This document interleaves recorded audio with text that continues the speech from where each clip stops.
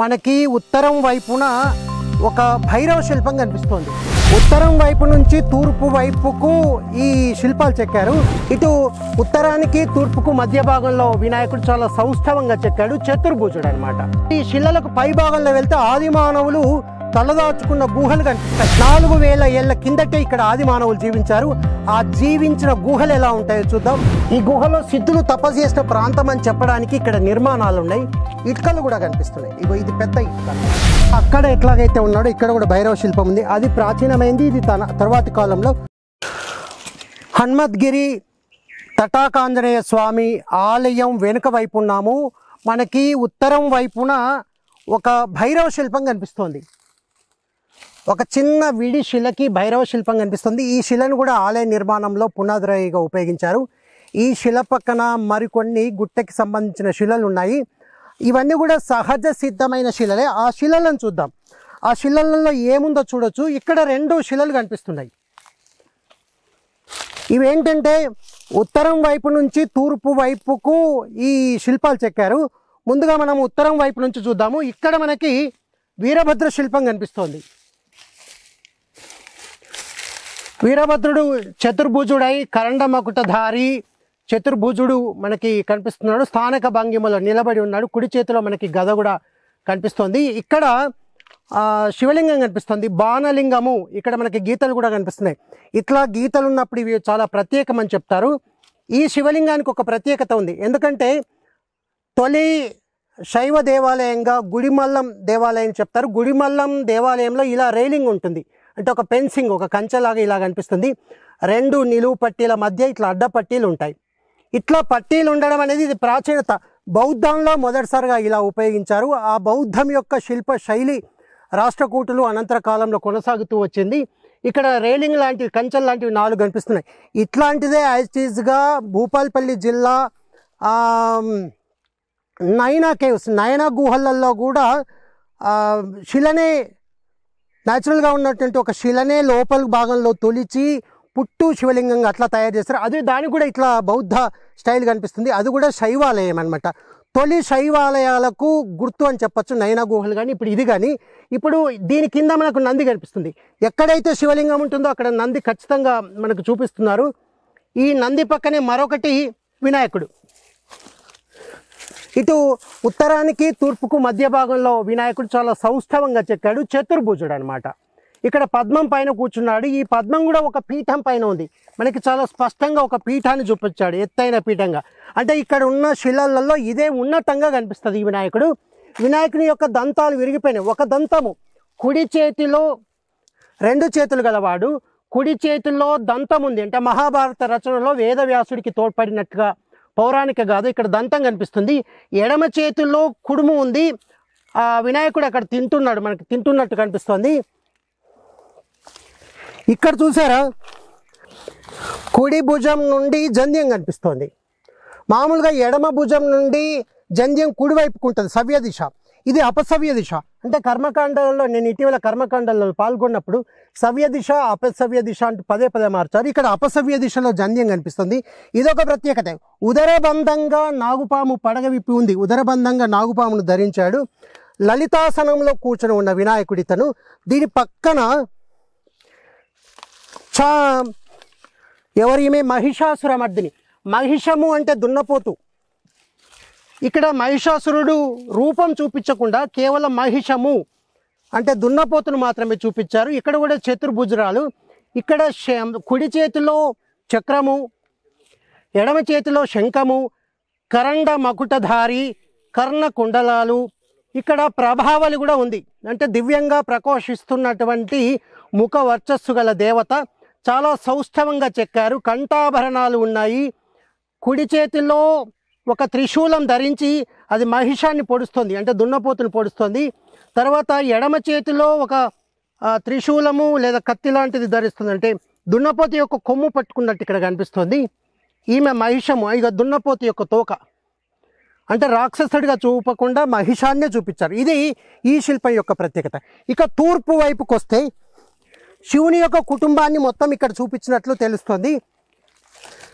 ఇక్కడ కుమారస్వామి చాలా స్పష్టంగా నెమలి వాహనం కలవాడు, ద్విభుజుడు, కుడి చేతిలో కత్తి, ఎడమ చేతిలో అభయహస్తము, ఇది లలితాసనంలో కూర్చున్నాడు. కిరీటము, కర్ణాభరణాలు, కంఠాభరణాలు, మొలత్రాడు మనకు చాలా స్పష్టంగా చూపిస్తున్నాయి. నెమలి కన్ను చాలా స్పష్టంగా చూపించాడు. పొడవైన తోక చూపించాడు. కుమారస్వామి శివుని యొక్క కుమారుడు. ఇక తూర్పు వైపుకు, తూర్పు అనగానే తూర్పు నుంచి ఉదయించేది సూర్యుడే కదా, అందుకే సూర్యుడి శిల్పాన్ని స్థానక భంగిమలో నించున్నట్టుగా చూపించారు.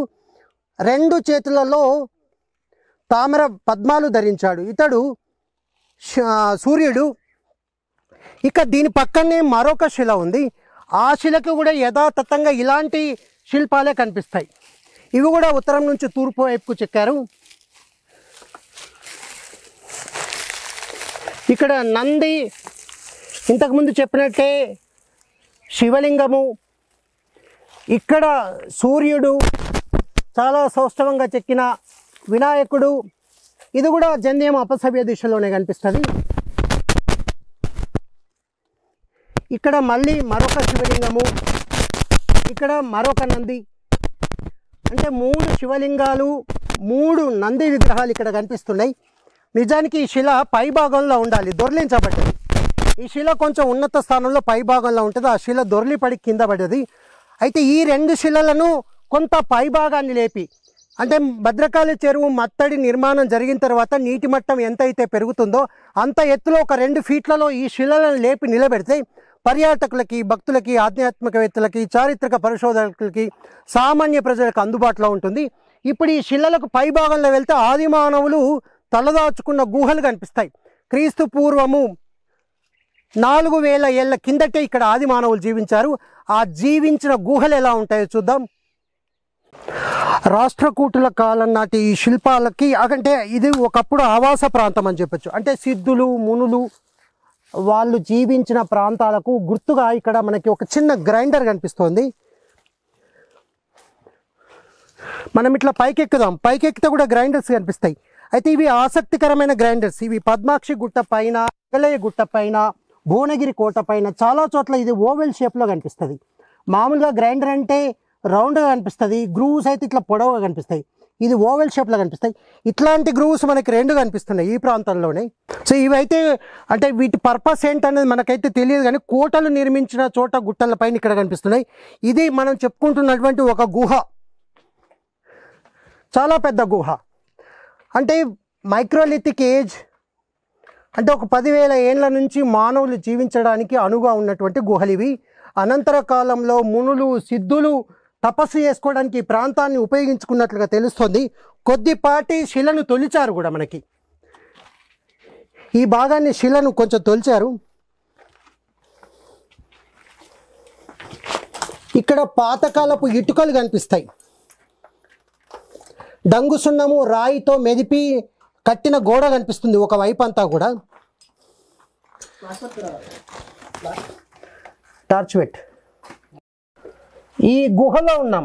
ఈ గుహలో సిద్ధులు తపస్సు చేసిన ప్రాంతం అని చెప్పడానికి ఇక్కడ నిర్మాణాలు ఉన్నాయి. ఇటుకలు కూడా కనిపిస్తున్నాయి. ఇగో ఇది పెద్ద ఇటుక అన్నమాట. వీటికి డంగు సున్నం లాంటివి కూడా కనిపిస్తున్నాయి. అంటే సుమారుగా ఒక 30 ఏళ్ల కిందటి వరకు ఇలాంటి సంస్కృతి చూసినాం. గుహల పైన, కొండల పైన అర్ధ నగ్నంగా ఉన్నటువంటి కొంతమంది వ్యక్తులు కొండల పైన దూర ప్రాంతంలో జీవించినట్లు మనకు కనిపిస్తుంది. ఇక్కడ ఇంకా అడుగు భాగంలో ఇటుక నిర్మాణం కనిపిస్తోంది. ఈ భాగాన్ని అంతా మూసేశారు. ఇక్కడ కూడా ఇటుకలు కనిపిస్తున్నాయి మనకి. ఈ ప్రాంతం అంతా కూడా ఇటువైపు క్లోజ్ చేశారు.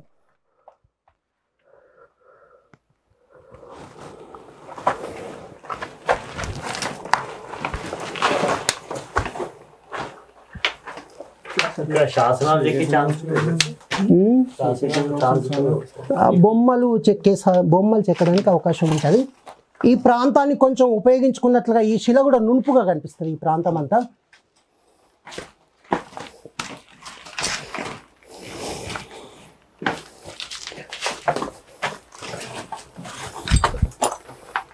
ప్రస్తుతానికి గబ్బిలాల ఆవాస ప్రాంతం ఇది.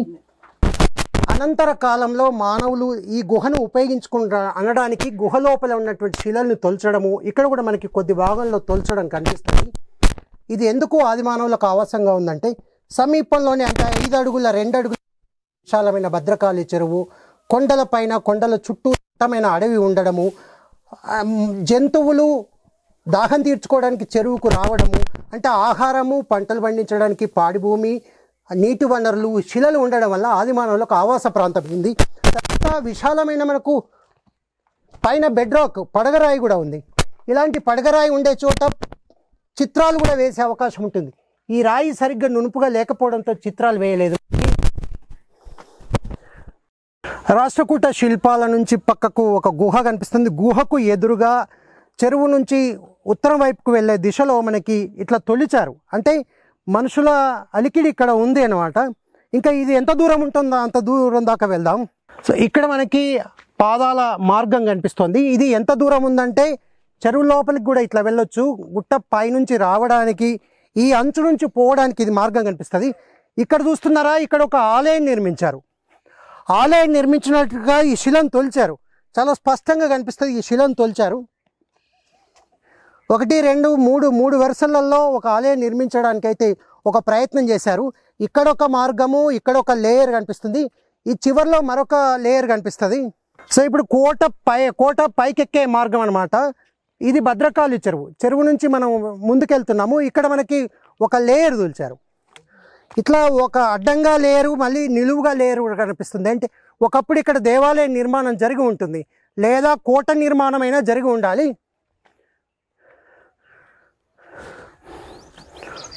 సుమారుగా ఒక 40 అడుగుల మేర విస్తీర్ణంలో ఒక పొడవైన దేవాలయము చెరువైపుకు నిర్మించడానికి అయితే ఒక ప్రయత్నాలు అయితే జరిగినాయి. అయితే గతంలో ఇక్కడ ఒక దేవాలయం శిథిలాలు, స్తంభాలు ఉన్నాయని ఎవరైతే చెప్తారో బహుశా అవి ఇక్కడి అయి ఉంటాయి. ఇక్కడ మరింత స్పష్టంగా కనిపిస్తుంది ఆలయ నిర్మాణం కోసం ఎలాంటి ప్రయత్నాలు జరిగాయో.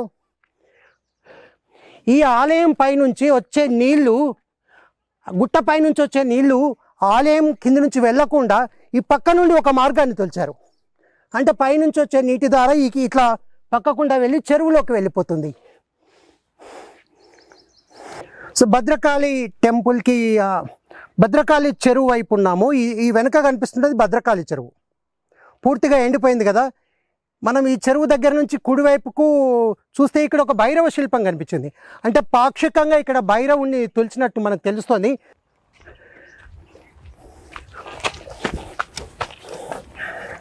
యథాతథంగా అక్కడ ఎట్లాగైతే ఉన్నాడో ఇక్కడ కూడా భైరవ శిల్పం ఉంది. అది ప్రాచీనమైంది. ఇది తర్వాతి కాలంలో కుడి చేతిలో డమరుకము, ఎడమ చేతిలో త్రిశూలము, ఇక్కడ గద, ఇక్కడ పానపాత్ర కనిపిస్తుంది. దిగంబరంగా ఉన్నటువంటి భైరవ శిల్పము. ఇది కాకతీయుల కాలంలో తొలిచినటువంటిది అని చెప్పొచ్చు. భైరవ పూజ, భైరవ ఆరాధన కాకతీయుల కాలంలో ఎక్కువగా జరిగింది. అందుకే అనేక చోట్ల భైరవుడు మనకు కనిపిస్తాడు.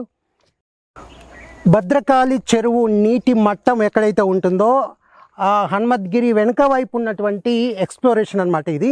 ఇక్కడ మనం అక్కడ చూస్తే ఐలాండ్ కనిపిస్తుంది. అక్కడ ఆది మానవుల ఆవాస ప్రాంతం ఉంది. ఆ ఎత్తైన గుట్ట పైన ఒక డాల్మెన్ బరియల్ ఉంది. నవీన శిలాయుగము, బృహత్ శిలాయుగం నాటి చారిత్రక ఆధారాలు ఉన్నాయి. ప్రభుత్వం ఇటీవల దాన్ని పర్యాటకంగా అభివృద్ధి చేయాలని చూస్తున్నారు. ఇది మాత్రం శిల్పాలకు సంబంధించినటువంటిది. ఇప్పుడు మనం కోట పైభాగంలోకి వెళ్దాం. ఒక రహస్య సొరంగ మార్గాన్ని కాకతీయులు ఏర్పరచుకున్నారు.